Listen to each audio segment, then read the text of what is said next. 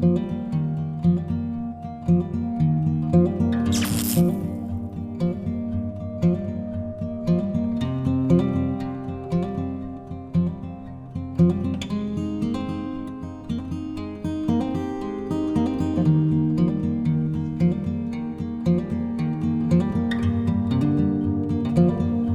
Welcome welcome.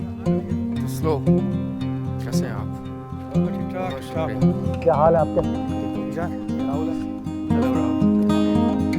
मुझे गोद ले लिया उन्होंने, उनका बच्चा नहीं था कोई, अच्छा, लेकिन उनका था शेयरनी का प्यार कि प्यार करो तो मुझसे करो। तो ये इतनी सारी चीजें थी लेकिन ये अपने आप बिना अपने आप, पता नहीं क्या था। मतलब इसलिए मैं बोलता हूँ ना, रीइंकार्नेशन में बड़ा बिलीव है मेरा।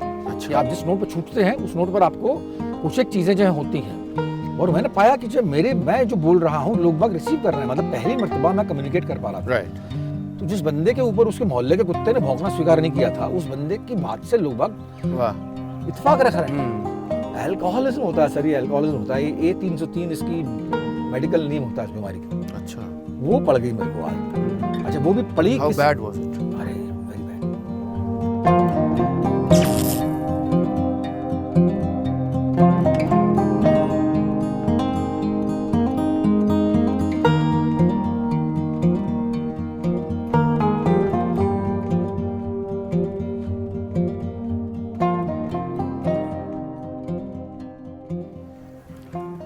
मैं तब से देख रहा था, आप दूर कहीं देख रहे थे और डीप थॉट में थे। क्या चल रहा था दिमाग में? कुछ नहीं चल रहा था, ऐसे पहली मर्तबा इतना बहुत दिनों बाद मैं इतने रिमोट में आया हूँ, बहुत दिनों बाद। और ये बिल्कुल ही जर्नी रही है, जो 1.5 घंटे की जर्नी रही है, बिल्कुल जो शहर से अलग है। और ख़ासतौर पर यहाँ आने के बाद में लग रहा है कि बहुत ही अलग श्रीलंका हूँ, या नॉस्टैल्जिया पुराना। मेरे कुरुक्षेत्र का नानी जी रहा करती थी मेरी। अच्छा, कुरुक्षेत्र जाने में जो बड़ा मज़ा आया करता था, हर समर वैकेशन में आया करते थे। ये सब जो है वही है, मतलब यहाँ पर चिंतन कुछ और होता है, यहाँ पर सोच कुछ और होता है, विचार कुछ और आते हैं। उसमें एक प्रदूषण तो है कम से कम उस शहर के वातावरण में। अच्छा है, सब कुछ ठीक है, लेकिन फिर भी कहीं ना कहीं पॉल्यूटेड है, हवा पॉल्यूटेड है। तो है कहीं ना कहीं थॉट्स में भी वो पोल्यूशन आ जाता है, तो उससे बचकर चलने की ज़रूरत है। बाकी बड़ा अच्छा लग रहा है यहाँ पर, बहुत बढ़िया लग रहा है, आलीशान, बहुत खूबसूरत, बहुत सुंदर। कैसी रही जिंदगी अब तक? अभी तक की ज़िंदगी तो अच्छी रही, ज़िंदगी अच्छी कहूँगा मैं। सारे कर्म काटाए, अकाउंट सेटल कराए, जिनसे माफ़ी मांगनी थी मांग चुके, जिनको मारना था मार चुके, फिर माफ़ी मांगी उनसे क्या कि आपने क्यों मारा, माफ़ कर दो। ये सब करके जो है अभी तक की ज़िंदगी मुझे लगता है कि आपके satisfied had a full life, पूरी कंप्लीट जो है, यूँ जो है आपको वृत्ताकार में पूरी ज़िंदगी जी मैंने। जो करना चाहा था वही किया, जो नहीं करना चाहता वो नहीं किया। कभी कभार भूले से हो गया, कभी कभार गलती से हो गया, कभी कभार जो है जोर डाला इसलिए हो गया। बचपन की मैं बात नहीं करता, बचपन में तो हर बंदा जो है हर बच्चा जो है अपने पेरेंट्स पर आश्रित रहता है जी। तो उसके बाद में जैसे होश संभाला, जैसे जवानी कहते हैं जी। उसके बाद में कोशिश की कि जो है एग्जैक्टली वही करें जो करना चाहते हैं। और उसमें तकलीफ़ बहुत उठानी पड़ी, तकलीफ़ें बहुत उठानी पड़ी, मतलब इतनी ज़्यादा कि जो है बता नहीं सकता। मतलब कई बार बिल्कुल अकेला पड़ गया, कई बार लोग सामने थे, पूरा समुदाय सामने था, लेकिन करते करते करते करते करते बड़ी चोटें खानी पड़ी। लेकिन इवेंचुअली जो है आप आज विपश्यना साथ में है, बहुत बड़ी चीज़ है वो। 9 साल से कर रहा हूँ, तो बहुत बहुत संतुलित दिमाग है, अपेक्षाकृत बहुत शांत दिमाग है, चीज़ें हैंडल कर सकता हूँ। तो लगता है कि हाँ, देखते हैं आगे क्या होता है। आपका जन्म कहाँ हुआ? मेरा जन्म हुआ ग्वालियर में। अच्छा। ग्वालियर में, मध्य प्रदेश में, एक लोअर मिडिल क्लास फैमिली में, डिप्राइव्ड। अच्छे खासे पैसे कभी रहे होंगे उनके पास में, लेकिन जिस वक्त मैंने जन्म लिया तब बैंक बैलेंस 0 था। और आदत ये थी कि जो बताना कि हम खानदानी हैं, जो कि थे भी, रहे होंगे कभी। तो उस भुलावे के साथ जीना कि हम खानदानी और ख़ानदानी बच्चे ऐसा करते हैं, ख़ानदानी बच्चे वैसा करते हैं। बड़े अच्छे पेरेंट्स, बड़े बढ़िया पेरेंट्स थे, लेकिन वो गलती होगी कि ना मैं उनको समझ पाया ना वो मुझे समझ पाए। अच्छा। तो उस चक्कर में आपके वो दौर बड़ा ख़तरनाक रहा मेरे और उनके बीच का। तो घर में पैसे नहीं है तो बताओ यार पैसे नहीं है, बात खत्म हो गई। घर में पैसे नहीं है, फिर बतलाना है कि पैसे हैं, तो फिर वो तो बच्चा तो मर जाएगा ना। दोहरा जीवन जीना पड़ा। कॉन्वेंट में भर्ती करा दिया मुझे, कार्मल कॉन्वेंट में, उसके लायक था नहीं मैं। तो वो जो है मतलब या तो बच्चा IAS बनेगा या IPS बनेगा, और प्रधानमंत्री पद शायद भूल गए थे वो। तो ऐसा करके जो है मतलब बच्चे की भी तो ख्वाहिशें होंगी ना। बच्चा, अब जब बच्चा है तब तो कोई बात नहीं, बच्चा जब 10th में जाता है या 12th में जाता है तब तक उसको मालूम पड़ जाता है कि मैं क्या करने वाला हूँ या मैं इस दिशा में जाने वाला हूँ। तो मैंने उस दिशा में आपके मतलब वो 6ठी 7वीं से ही जाना शुरू कर दिया था, बिना जाने कि ये मेरा प्रोफेशन बनने वाला है। अदरवाइज वहाँ पर बड़ा अजीब सा माहौल था। मेरी बुआ जी थी एक्चुअली, सरपरस्त जो थी पूरे घर की, अच्छा। बुआ जी थी। बुआ जी की जब शादी हुई थी तो वो अपने पति से करीब 32 साल जुड़ी थी, ओह उनकी दूसरी शादी थी। राइट। तो बुआ जी अपने साथ में दोनों मेरे पिताजी को और चाचा को लेकर आई थी दहेज में। नक्शली थी, सुनती नहीं थी किसी की, और पटरानी थी। दहेज में लेके आए? दहेज में, हाँ। मतलब उस वक्त गाँव में ऐसा होता था, अच्छा। शादी जब करेंगे, जब आपके ये हमारे बच्चे भी साथ, भाई भी साथ चलेंगे, ऐसा होगा, इस तरह का रीति रिवाज होंगे। नहीं होंगे तो कंपल्शन में, कंपल्शन था। तो आई, तो उसके बाद में पेरेंट्स, पिताजी की शादी करवाई उन्होंने, माँ आई, उसके 9 साल बाद में पैदा हुआ। तो सारे के सारे चक्कर जो है इतने बड़े भारी पड़ गए। मतलब वो उनका वर्चस्व था फैमिली में, मतलब अरे बुरी तरीके से। तारा बुआ जी वो पूरे ग्वालियर में फेमस थी, और वो अपने घर में ही नहीं बल्कि वो पूरे ग्वालियर को अपनी भूपति समझा करती थी। तो ये था उनका। तो उस चक्कर में मैं जो है अजीब से पैदा हुआ, 9 साल बाद पैदा हुआ। लाड़ प्यार बहुत था, लेकिन उनका था शेरनी का प्यार, कि प्यार करो तो मुझसे करो। मुझे गोद ले लिया उन्होंने, उनके बच्चा नहीं था कोई। अच्छा। तो मुझे अडॉप्ट कर लिया। तो अब प्यार करो तो मुझसे करो, वरना जो है किसी और से करो तो मेरी परमिशन लेकर करो। ओह, और प्यार करने में कैसे परमिशन होगी यार? Oppressive kind of love. बहुत ऑपरेसिव, बहुत ऑपरेसिव, बहुत ऑपरेसिव। तो उस चक्कर में जो संबंध बिगड़ते चले गए। मतलब मेरे पिताजी इतने भले आदमी थे, इतने भले आदमी थे, लेकिन उनकी डेथ तक मैं उन्हें सर कहता रहा। पापा, डैडी, पिताजी बोलता ही नहीं था। इतने संबंध बिगड़ चुके थे। क्यों? मुझे समझा नहीं। मैं जिस लाइन में जाना चाहता हूँ वो आपने दिया नहीं क्रेडिट मुझे कभी भी। एनएसडी में भी जा रहा था, तो एनएसडी में मैंने बोला कि मैं एनएसडी में, वो एक्चुअली चाह रहे थे कि मैं डॉक्टर बनूं, सब लोग। अच्छा। और डॉक्टर बनूं, और डॉक्टर मतलब मुझे उसके नाम से बू आती थी। साली मैं मेंढक कैसे काटूं यार? मेंढक में तड़पता है साला। मैं सर्जन क्या बनूंगा? मतलब आपके तेरे हाथ में सफाई है। अरे मुझे तो मालूम हो मेरे हाथ में सफाई है कि नहीं। तो वो बोलते रहे। फैमिली में पूरे घर उनमें बहुत वो जो क्या होता है, रिश्तेदार होते हैं, वो बहुत बड़ा था। नाते रिश्तेदारी, ग्वालियर छोटा शहर है, तो उसमें अधिकतर लोग डॉक्टर्स थे। तो उनका कहना था कि वो क्योंकि डॉक्टर हैं इसलिए तुमको डॉक्टर बनना चाहिए।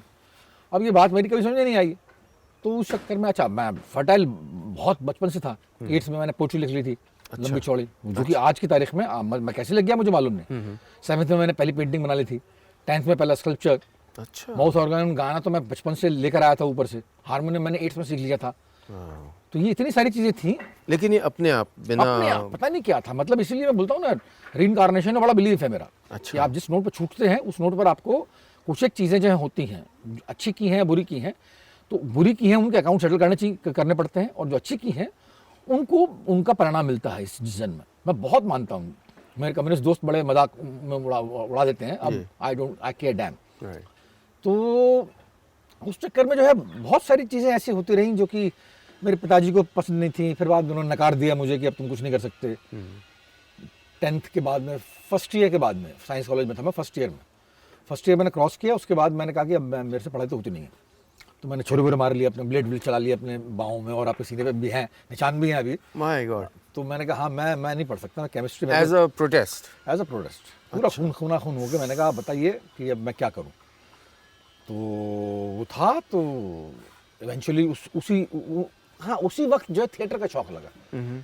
1979 में कैसे बड़ा अभावजनक था इसका। मैं जिस तरह का बच्चा था, जिस तरह से मेरा बड़ा हर बंदा मैं दोस्ती की तरस जाता। मैं इंट्रोवर्ट था, कमजोर था, कच्चा था। अगर कोई मार दे तो मैं विरोध नहीं कर पाता।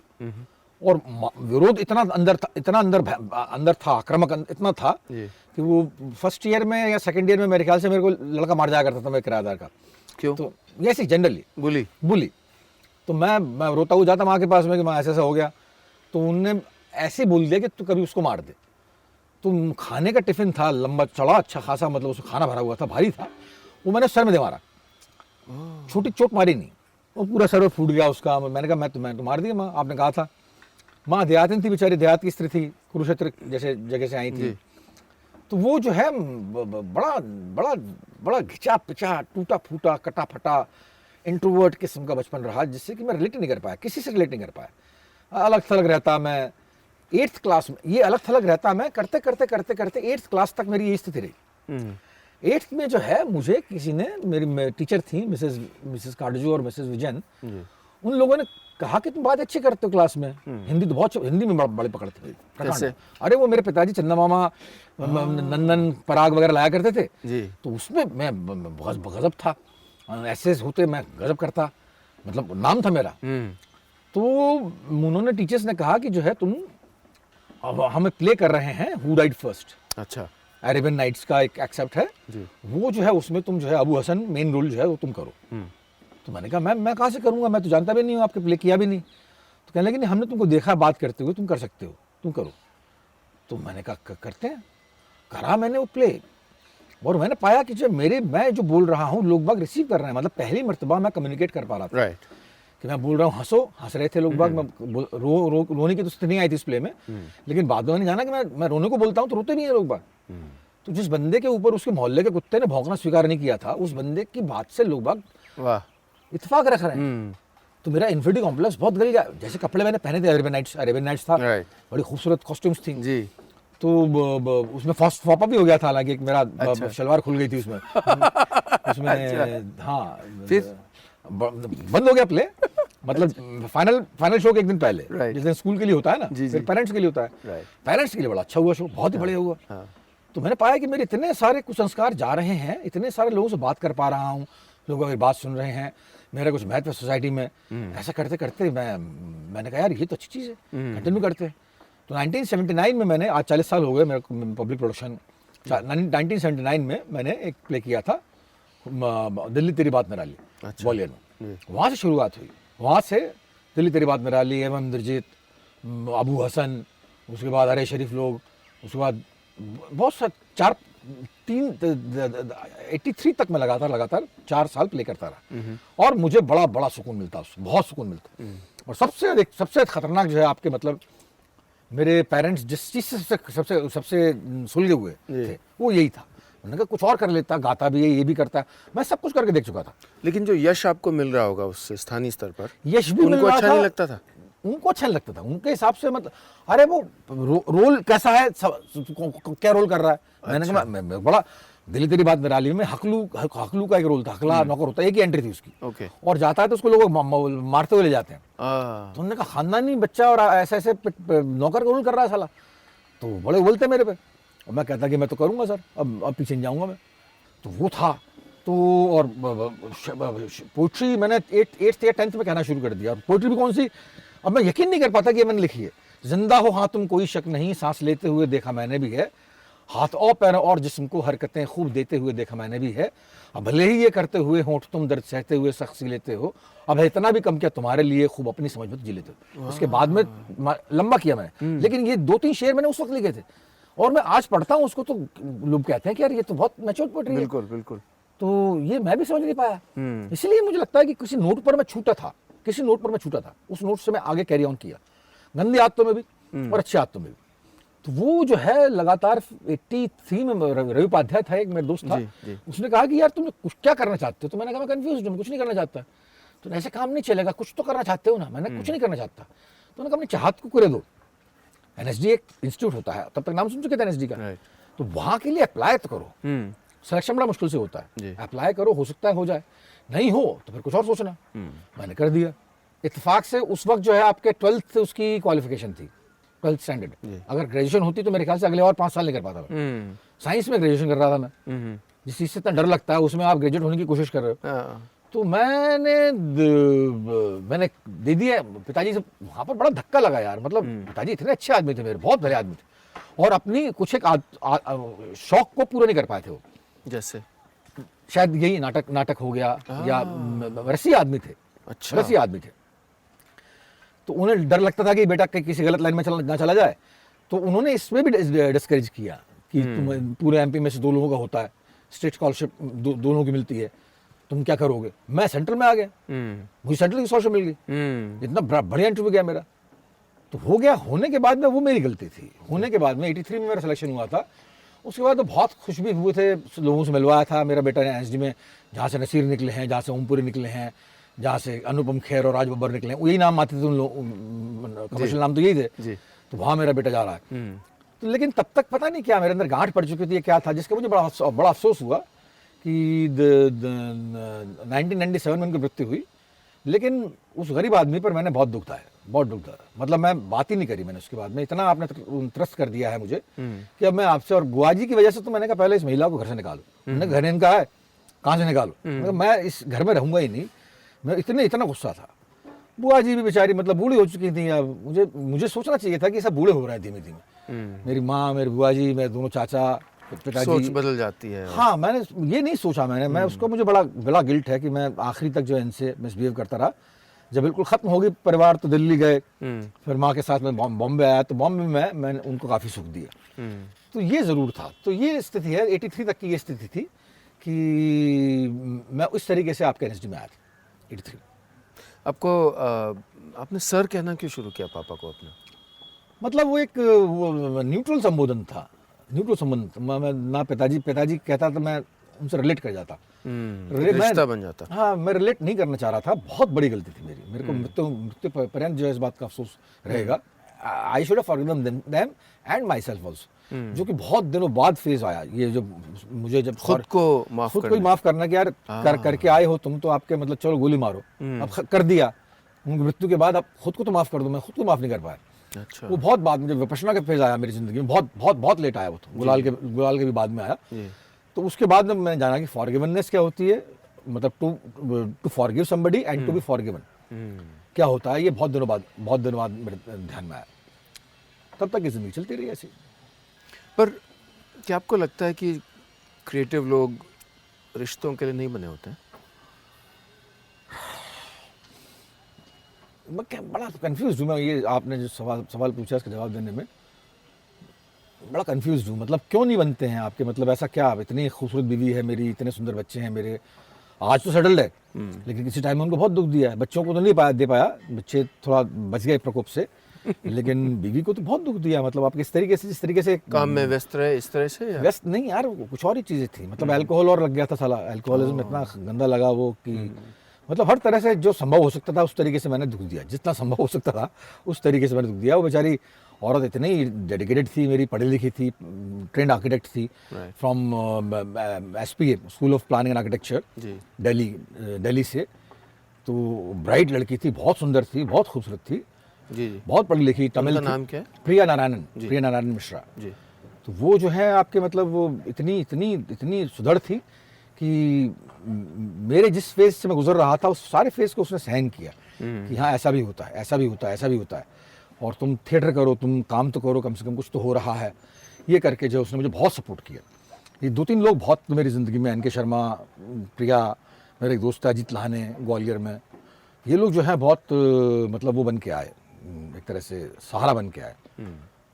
रवि उपाध्याय, इसने पहली मर्तबा जो है मुझे ध्यान से परिचित कराया।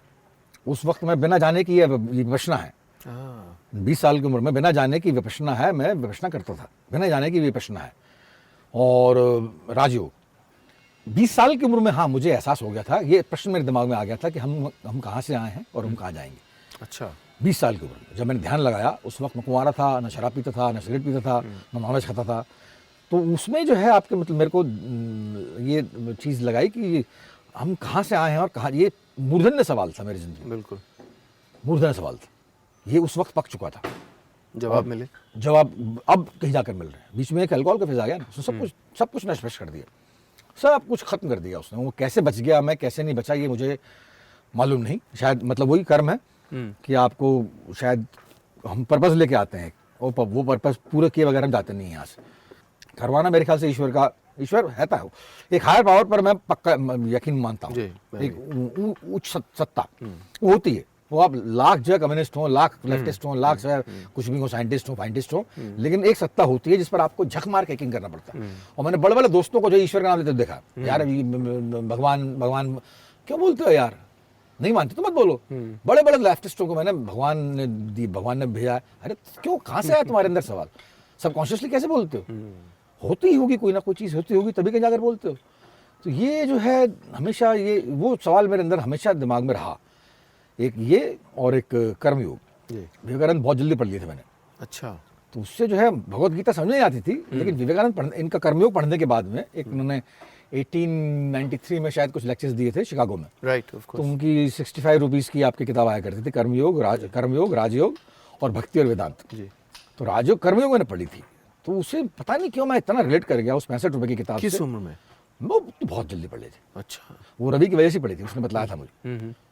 तो उससे बड़ा प्रभाव पड़ा मेरे को कि यार ये कुछ पंगा है, इसको हम समझ नहीं पाते हैं, इसलिए हम इसको चमत्कार कह देते हैं। कोई भी चीज़ जो आपकी समझ में नहीं आए, जो घटती नहीं है यूजुअली, उसको आप चमत्कार कहते हैं। आपने पुनर्जन्म देखा नहीं है, रीइंकार्नेशन आप जानते नहीं है, इसलिए आप इसको चमत्कार कहते हैं कि ऐसा नहीं हो, ऐसा होता होगा, ऐसा होता है नहीं है।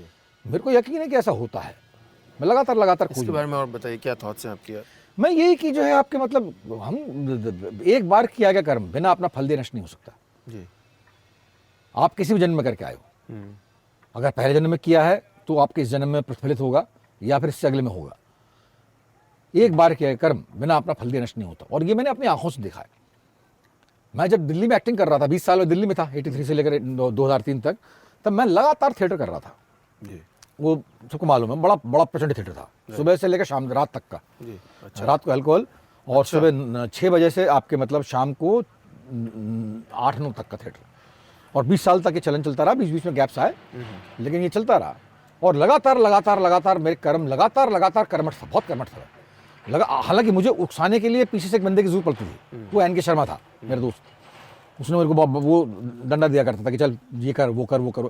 चक्कर में लिरिक्स लिख लिए, म्यूजिक कर लिया। मैं लिरिक्स ऐसे लिखता था जैसे कि वो अनके ऐसे मुझसे बोल कर जाता कि भाई गाना चाहिए, मैं सिगरेट पी आता हूँ। सिगरेट पी वहाँ तक नहीं पहुँच पाता, हो गया बे गाना, लिरिक्स भी हो गई, म्यूजिक भी हो गया।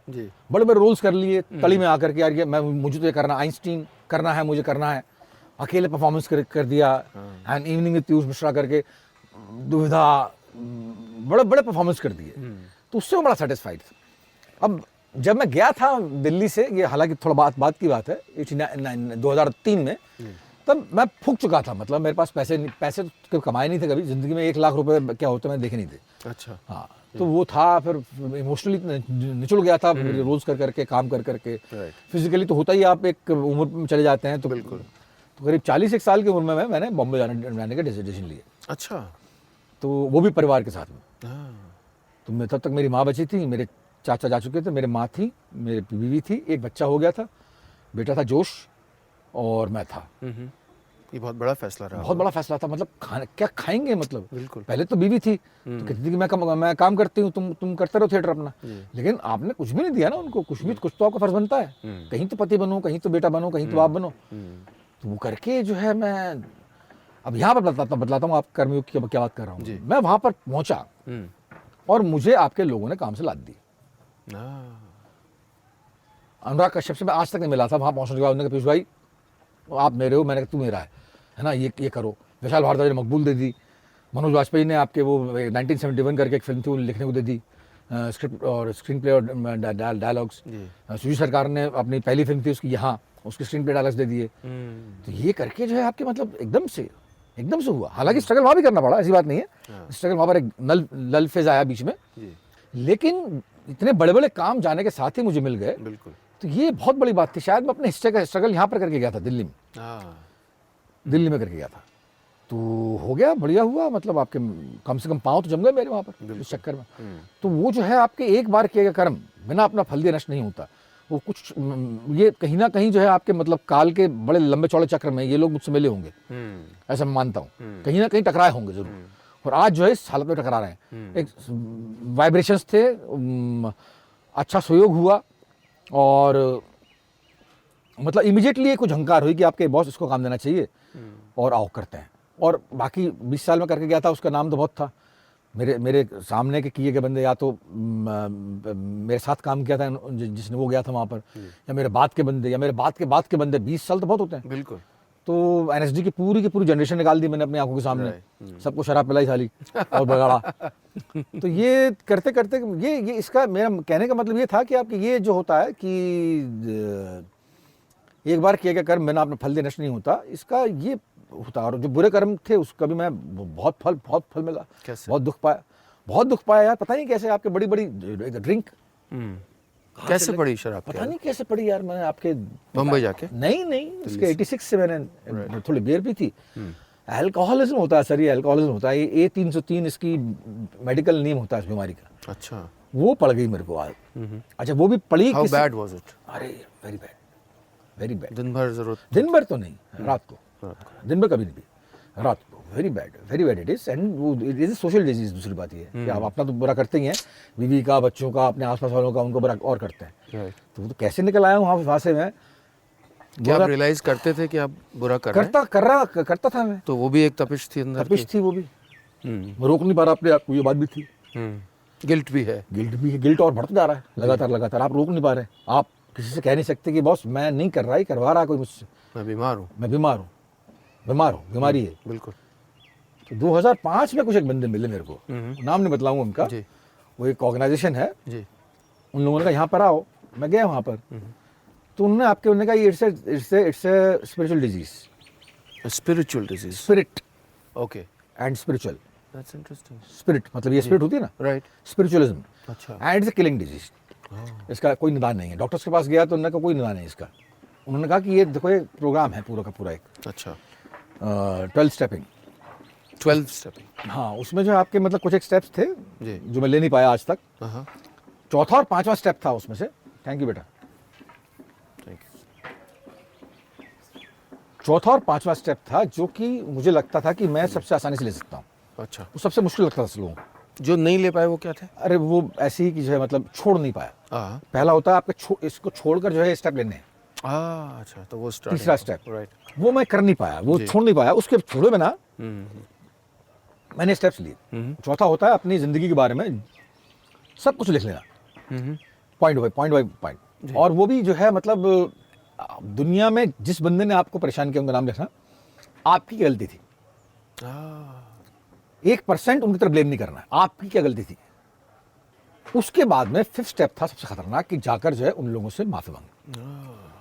और किसी बंदे को ये सारी की सारी बातें नहीं, तो वो 5th स्टेप था सारी की सारी बातें किसी बंदे से बोल देना। तो ये तो अपने चोर दरवाजे होते हैं हर बंदे के अंदर जो किसी से नहीं बोलता। वो अपने आप के सामने देख ले तो आपके शीशे में अपने आप के सामने नहीं बोले। बिल्कुल। इतने खतरनाक, ये सबसे अधिक डेडली स्टेप था। मैंने कहा सर मैं तो जो करके आया हूँ, हर बंदा जो करके आया है वो किसी को बताना पसंद नहीं करेगा। तो उन्होंने कहा इसको लिख लो अगर ठीक होना है। अच्छा। वरना मरने में कोई कसर बची नहीं थी, क्योंकि मुझे लगता है कि 2005 में अगर मैं स्टेप्स नहीं लेता तो मैं शायद 8, 9, 10 तक मर चुका होता। तो अगर थोड़ा अल्कोहल नहीं गई है, पंगा ये हो गया मैंने बिना अल्कोहल छोड़े ये स्टेप्स ले लिए, तो सफाई तो बहुत भयंकर हो गई। मैंने जिस दिन लिखा था उस दिन आधी सफाई हो गई। मैंने कहा मैं इतना करके आया हूँ साला। पूरा लिखा आपने? अरे पूरा लिखा। कितने लोग थे, कुछ याद है? 10, 20, 50? कौन जो आपने लिखे? जिनके गहरे पड़े थे वो कम से कम 60-70 तो होंगे, गहरे नक्श थे जिनके। तो बुआ, पिता, सब लोग थे इंक्लूडेड जी, सब लोग।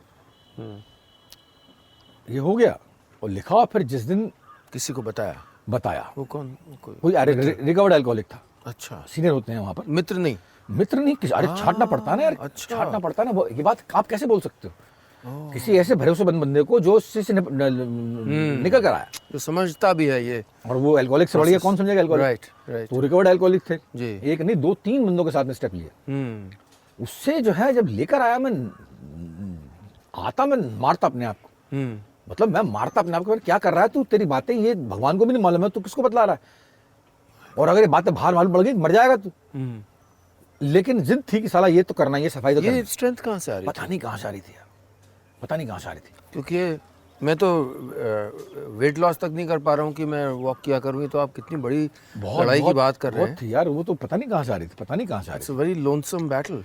हाँ, मेरे ख्याल से वो भी उसी का कर्म था। मतलब उसे ये ठीक करवा के कुछ करवाना था मुझसे। उसको हायर पावर बहुत होती है उसमें। भगवान नहीं होता, ईश्वर नहीं होता, राइट। Higher power. ये cup can be your higher power. इस पर विश्वास करो।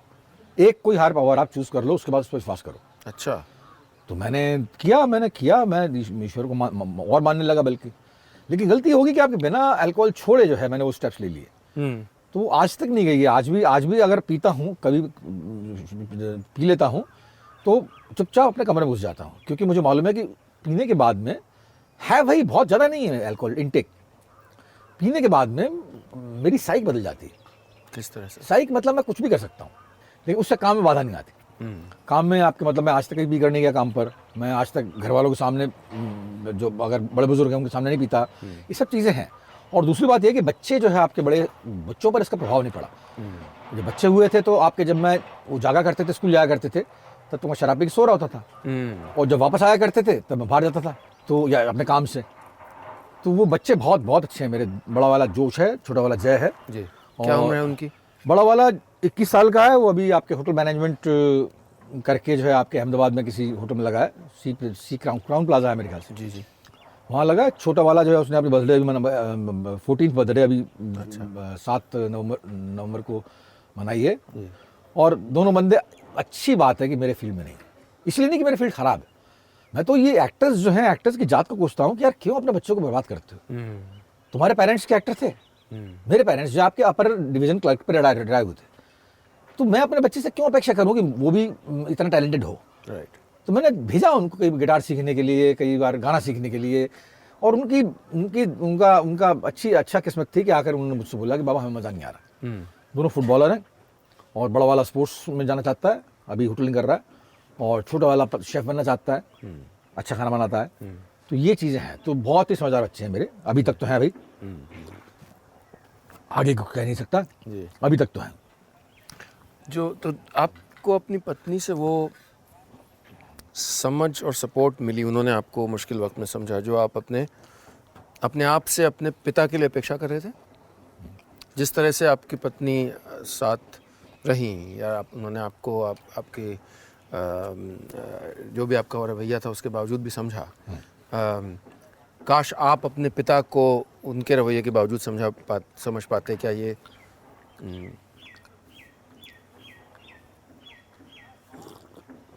पिता से ये अपेक्षा रहती है ना कि यार आप जब बड़े होते हैं तो आपका आइडल कौन होता है? पिताजी।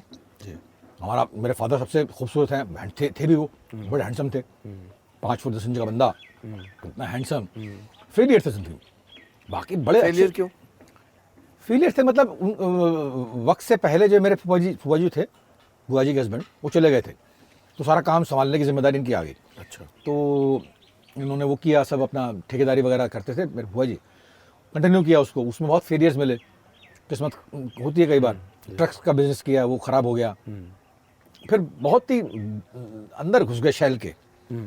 फिर मुझसे बड़ा वो मिला, मेरे समझ चुके थे कि आपके बच्चा आगे जाएगा, और वो तब बोलते थे कि हाँ मैं तुम्हारे साथ हूँ, तुम जाओ ना। तब मैं अलग हो गया उनसे, तो वो उससे और जो है शौक में थे। संवादहीनता, एकदम संवादहीनता ही थी एक तरह से, उनसे और बुआ जी से संवादहीनता थी। आपने गले लगाया कभी अपने पिता को? हाँ, गले लगाया कभी पिता को? कभी नहीं लगाया यार, कभी नहीं लगाया। बहुत बुरा किया मैंने, बहुत बुरा किया। उसका बहुत अफसोस है मुझे, बहुत बुरा किया। बल्कि ये मैंने हाल में रियलाइज़ किया, मैं कहानी लिख रहा था कि आज की तमाम डिजिटल नज़दीकियों के बावजूद the simple act of embracing your father, जादू की झप्पी बहुत बड़ी चीज़ होती है, बहुत बड़ी चीज़ होती है। मैं वो एक्सप्रेशन ही भूल गया था। पेरेंट्स के प्रति जो है मैंने अनाचार किया, तो उसके लिए मैं शर्मिंदा हूँ, लेकिन ये भी होना ही था, ये भी होना ही था। तो ये जो इतनी खूबसूरत ईमानदारी है आपकी और बेबाकी है, ये भी एक गहना है आपका, और इंस्पायर करता होगा और लोगों को। और आपकी फैमिली का अब क्या रवैया है? फैमिली का क्या क्या अब रवैया है? उन्हीं कोई नहीं है यहाँ, सब जा चुका। मेरी बीवी के अलावा मैं I am the head, I am the head of the family. मेरी माँ जो है 2007 में चली गई, वो आखिरी थी। 2 चाचा थे, पिताजी थे, बुआ जी थी, सब जा चुके। तो सामने माफ़ी नहीं मांग पाया आप? सामने माफ़ी नहीं मांग पाया, माँ से भी नहीं मांग पाया, माँ से भी माफ़ी नहीं मांगा। माँ को लेकिन सुख बहुत दिया लास्ट के 5-6 साल में, बहुत सुख दिया। और वो भी इतनी, अब लगातार उनकी फ्रेंड्स, वो देहातिन थी बेचारी, उन मेरी फ्रेंड्स इंतजार कर रही होंगी नीचे, मतलब ये सब चीज़ें वो मालूम पड़ता है ना कि आपके मतलब इतने खिल रही हैं। बिल्कुल। और सैकड़ों फ्रेंड्स बन गई हैं उनकी वहाँ पर, और आपके कीर्तन में जा रही हैं, और ये कर रही हैं और वो कर रही हैं। पहली मरतबा मॉल जा रही हैं, पहली मरतबा वो आपके वो एस्केलेटर से उतर रही है। क्या है बेटा, ये तो बड़ा मजेदार चीज़ है। ऐसा करके जो है पिक्चर देखने जा रही है हमारे साथ में। तो दैट वे अब मेरी बीवी ने बहुत संभाला और मैंने बहुत संभाला, लेकिन अब जो गलती हो गई थी वो हो गई थी। उसमें अब ये है कि अपने आप को माफ़ करने की जो है वो चल रही है। एक्चुअली इसको विपश्यना ने बहुत संभाला मेरे को। विपश्यना ने कम्युनिज्म, 2 फेज मेरे ज़िंदगी में आए। एक तो कम्युनिज्म हुआ, कम्युनिज्म एनके शर्मा बड़ा गहरा दोस्त है मेरा। एनके जब मिला था मुझसे तो वही लाया था कम्युनिज्म मेरे से। बड़ा मज़ेदार चीज़ थी कम्युनिज्म, मैं बड़ा मुतासर हुआ। अच्छा, मतलब जो आज की बात है, ये बात है 86 की बात है, लेकिन हमने ग्रुप बनाया एक्ट 1 89 बन गया था। राइट। तो जब जवान होता है बंदा, जब आपके 20 साल का होता है, 25 साल का होता है, तब उसको बड़ी परेशानी होती है कि मैं कुछ कर नहीं पा रहा, क्या नहीं कर पा रहा मैं जानता नहीं। तो इवेंचुअली होता है कि मैं विरोध नहीं कर पा रहा, एक्चुअली होता है उसका कि विरोध नहीं कर पा रहा, विरोध करूँ किसका करूँ, कोई है ही नहीं। तो वो देखता है कि कौन कौन है विरोध करने के लिए, एडमिनिस्ट्रेशन है, चलो ये करो, जंतर मंतर है, वहां पर जाकर हाँ सत्ता फला एंटी गंदे हैं, वो हमेशा ऐसे ही होता है शुरुआत। तो शुरुआत हमारी ऐसी हुई थी कि विरोध करना था, तो बड़ा भयंकर विरोध किया, बड़ा भयंकर विरोध किया, करते करते हम पता नहीं कहाँ चले गए। हम जो है चलते हुए पंजाब में 1992 में पंजाब जल रहा था, बर्न हो रहा था, उस वक्त हम पंजाब चले गए गाना गाने के लिए, खुले में चौड़े सड़कों पे। अच्छा। लुधियाने, पटियाले, अमृतसर, सामने चौड़े में उनके पहली मरतबा हमने वो जो है आपकी AK-47 हमने वहां पर देखी थी, लोहियों में ढकी हुई। आशीष विद्यार्थी था मेरे साथ, आशीष विद्यार्थी था, मैं था, NK था, मनोज वाजपेयी था, गजराज नहीं था, सुजीत सरकार था, इम्तियाज अली था। तो उन्होंने बताया कि देख तुम देखी AK-47? नहीं, उन्होंने देख वो वैसी लगती है। पहली मरतबा AK-47 देखी, है ना, वो इस तरह की चीज़, हम बेखौफ चले गए थे और उसका कोई फायदा नहीं हुआ हमें। ऐसा नहीं कुछ छाप रहा है हमारे बारे में, वो भी नहीं हुआ, काहे के लिए गया, खुद मौज मारी चले गए, हमें विरोध करना है, विरोध करना है, विरोध करना है। तो करते करते वो हुआ खूब, कम्युनिज्म का फेस जो है, लेफ्टिज्म का फेस, लेफ्टिस्ट होने का फेस खूब बढ़िया तरीके से निभाया। फिर बाद में अपने आप लगता है कि यार आपके मतलब इससे संतुष्टि नहीं मिलेगी, आध्यात्म आता है आपकी जिंदगी में, परोक्ष रूप से या अपरोक्ष रूप से, जी आप समझ जाओ उसको। 40 साल पर खटखट होती है कि बॉस मरने जाना है, अब आप रोज बर्थडे मना रहे हो, किस लिए? आप तो रोज मर रहे हो, एक एक दिन करके अपनी मौत कब जा रहा है, तो आपको मनाना चाहिए डेथ डे एक्चुअली। तो वो जो है, मैं ये पहली बार पर्सपेक्टिव सुना मैंने। हाँ एग्जैक्टली, क्या किस बात का बर्थडे मना रहे हो भाई, एक साल घट गया तुम्हारी जिंदगी में से, one day closer to death. One day closer to death. तो वो था, तो करते करते करते वो अपने आप ही मतलब लेफ्ट, मुझे ऐसी बात नहीं कि मैंने पहले खूब गालियां दी लेफ्ट को, अब विपश्यना के आने के बाद में अब ये हो गया है कि आपको धीमे धीमे धीमे सारे संस्कार खुल रहे हैं, अच्छे या बुरे, वो धीमे धीमे धीमे करके खुल रहे हैं, तो मेल्ट हो रहा है वो धीमे धीमे। तो आज जो बंदा हूँ मैं शायद कल नहीं रहूंगा, अगर मैं रात को विपश्यना करता हूँ तो आज भी कुछ संस्कार भूल जाएंगे। और ख़ास तौर पर जो है आपके कुसंस्कार जो हैं कि नफरत, ईर्ष्या, जलन, कुड़न, डहा, ये सब चीज़ें तो बहुत तेज़ से घुल रही हैं। नहीं है आप में? बहुत कम है, मतलब अगर आप 10 साल पहले मेरे इंटरव्यू लेते तो मैं इसी लाइफ को गाली दे रहा होता। अच्छा। लेकिन अब जो गाली नहीं देता, क्योंकि मुझे बहुत कुछ सिखाया, टाइम पर आना, डिसिप्लिन बहुत सिखाया लाइफ में, डिसिप्लिन, टाइम पर आना, काम करना तो बहुत सिखाया। कितना काम किया हमने उस दौरान, कितना काम किया। करते करते करते करते करते अब ये स्थिति आ गई कि यार मैंने कहा हो गया बस, अब जो है सुख की ज़िंदगी जीते हैं। वो सुख क्या है? सुख की ज़िंदगी, आनंद की ज़िंदगी। सुख और दुख तो आपके मतलब एक ही सिक्के के दो पहलू हैं। एक होते आनंद, सच्चित आनंद। तो सच्चित आनंद जो होता है उसमें आता है, मतलब एक टर्म होता है दया करना, एक होता करुणा। दया में हमेशा ईगो आता है कि हमने दया की, राइट, आप ज़्यादा बढ़े, हाँ, है ना। और करुणा होता है, करुणा Empathy. हाँ, करुणा होता है आपके बिल्कुल समान लेवल, हर बंदे को प्यार कर रहे हैं आप। करुणा आती जा रही है, ऐसा नहीं बोल रहा कि भगवान हो गया, लेकिन वो करुणा जो है धीमे धीमे आती जा रही है। बेहतर इंसान बने, बेहतर इंसान बना। लोग बाग, मैं एक्चुअली किससे कुछ बोल भी नहीं सकता। वो कोई बोलेगा तुमने 6 साल पहले तुमसे ऐसा कहा था, अब क्या हो गया 6 साल, अब क्या, अब मैं 6 साल तो बीत गए यार, 6 साल के बाद में बंदे से मिल लो। 6 साल में जमीन आसमान का फर्क होता है, लेकिन मेरे ख्याल से हर बंदे में नहीं होता, है ना। जो आपके इस प्रणाली को, राजयोग को, विपश्यना को अपनाते हैं, अध्यात्म को अपनाते हैं, उनमें मेरे ख्याल से होता है। अदरवाइज कुछ लोग तो आपके शुरू से लेकर आखिर तक समझ नहीं पाते कि हम क्यों किसी में गुस्सा कर रहे थे, क्यों घृणा क्यों करते हैं हम। एक कोई बंदा जिसने 30 साल पहले आपको नर्क दिया हो और 30 साल पहले वो मर चुका हो, आप उसकी मरे हुए की नाम पर आप गाली दे रहे होते हैं। जा चुका है यार, वो तुम्हारा कुछ नहीं कर सकता, तुम्हारा अच्छा बुरा कुछ नहीं कर सकता, वो जा चुका है, लेकिन आप गाली सुनाते रहते हैं। तो ये चीज़ें जो हैं आपके, ये चीज़ें घुल जाती हैं विपश्यना करने से, राजयोग करने से। ये चीज़ें धीमे धीमे धीमे धीमे करके घुल जाती हैं। क्रेविंग भी और एवर्शन भी, क्रेविंग एंड एवर्शन, राइट। हाँ, या तो आप किसी को प्यार करते हैं और या आप किसी को घृणा करते हैं।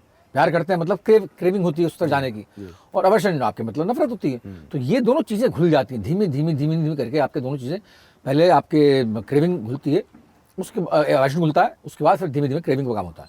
ये सतत और ये लगातार करते रहने की चीज़ है। इसका अगर कोई आपके टाइम दोगे भाई आपके अभी परिणाम मिल जाएगा, तो परिणाम लेस है। लगातार करते रहोगे, होता रहेगा।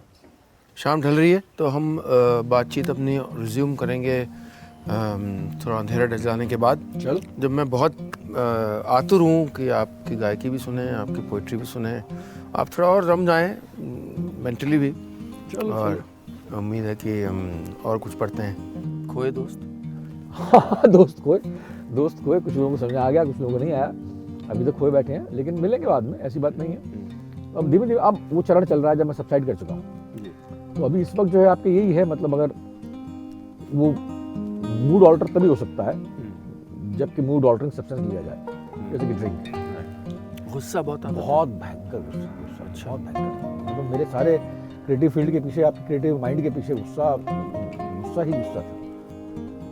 19th या 19th को मेरे ख्याल से मैं उड़ा था यहाँ से, और मुझे अपने घर से ही महसूस होने लगा था कि कुछ प्रॉब्लम है, मेरा हाथ कँपा रहा है, पैर कँपा रहा है, अच्छा, है ना, बोलने में परेशानी हो रही है। मैं इतना नज़दीक पहुँच गया उसके शख्सियत के कि मुझे लगता है कि यार ये मेरे साथ सामने बैठा हुआ मेरे से हाथ मिला रहा है, मुझसे बातें कर रहा है, तो वो बहुत नज़दीक आ गए हैं मेरे। इसलिए लगता है कि मैं उनसे मिला, लोगों को लगता है कि मैं इतने ऑथेंटिकली बात करता हूँ उनसे कि सरदार साहब ऐसे होंगे, ऐसे बात करते थे, ऐसे कर, तो लोगों को लगता है कि यार तुम तो मिले हुए उनसे। मैं बोलता हूँ मिला हुआ नहीं हूँ, मैंने इतना इमेजिन कर दिया है उनको, इतना इमेजिन कर लिया है कि लोगों को लगता है कि मैं उससे मिला हुआ हूँ। और ये सारी बातें साधु संतों वाली बातें नहीं है, ऐसी बोल रहा हूँ जनरली कि आपके मतलब अच्छा लग रहा है बोल रहा है इस वक्त, ये हर बंदे के सामने नहीं बोलता।